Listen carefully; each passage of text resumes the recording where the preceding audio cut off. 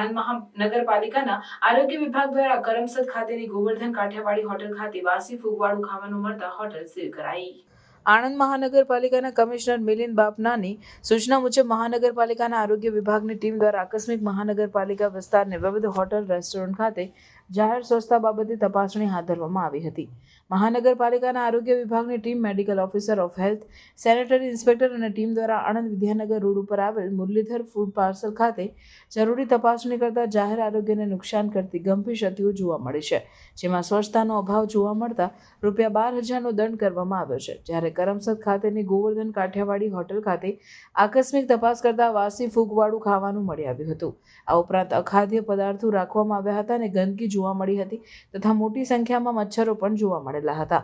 મહાનગરપાલિકાની ટીમ દ્વારા હોટલ ખાતે હાઇજીન અને સ્વચ્છતા બાબતે જરૂરી તપાસણી કરતા બિલકુલ હાઇજીન ન હોય અને લોકોના આરોગ્યને જોખમીરૂપ હોય તાત્કાલિક અસરથી આ હોટલ કાયદાની જોગવાઈને આધીન GPMCની કલમ 376A અંતર્ગત સીલ કરવામાં આવ્યું છે।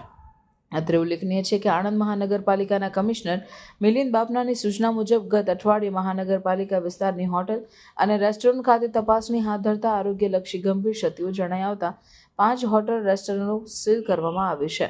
આણંદ મહાનગરપાલિકા વિસ્તારની હોટલ, રેસ્ટોરન્ટ અને ખાણીપીણીના એકમો હાઇજીન અને સ્વચ્છતા રાખે તે માટે અનુરોધ કરવામાં આવ્યો છે। સ્ટોરી નંદલાલ ભાનુશાલી, અમદાવાદ।